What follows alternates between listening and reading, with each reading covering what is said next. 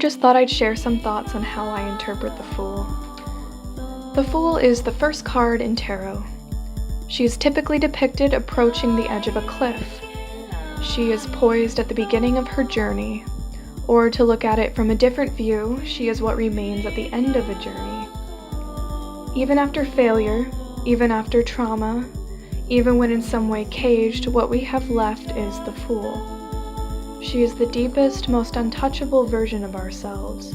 She is our basic humanity, our capacity for love and change and growth. She approaches her journey head-on and with optimism. She is idealistic, imaginative, and unbound. She views the world like a child, with fresh curiosity, big emotion, and a flaring quickness to love. In my image, two wolves race at her side, reminding her to trust her instincts and embrace her wildness. They remind her to claim what is naturally hers, despite how the power structures of the world want to use her. They remind her that she can explore her creativity outside of approval or profit. She can nurture her relationship with the earth without exploiting it. She can explore relationships outside of convention and without holding back. She is always changing and always filled with potential. The Fool leaps not only off the surface of the world, but over a fence, over boundaries, over borders. She possesses the radical imagination, meaning she can conceive a world more free, more connected, more autonomous, and more abundant than the one now. By existing at the beginning of the tarot deck, the Fool is not bound by hegemony, or by whatever the dominant beliefs of her time are.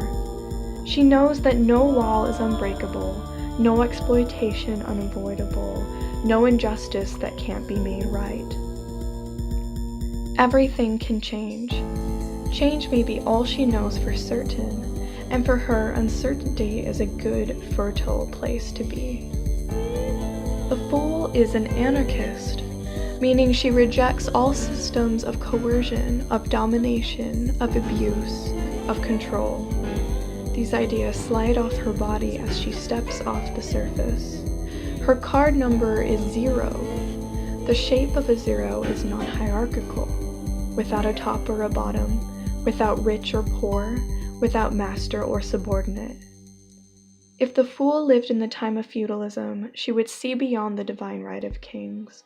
If she lived in a time of slavery, she would see past all economic arguments and know instinctively that living beings must be free.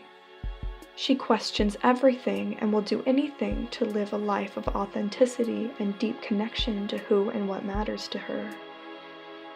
So the most important message the Fool gives us today, in my opinion, is to question the structures we are told to obey. Imagine, she would say, what might be better than what feels unnatural or alienating. Pay attention to the misery so many of us feel in our jobs, to the poverty we see, the hopelessness we feel when we watch a senseless war fought for the sake of a powerful few. Question everyone who makes us feel small, ashamed of our bodies and minds, or who seeks to control us. She tells us to not be afraid to imagine ourselves into a newer, freer world, to walk away, to trust wildness, to leap.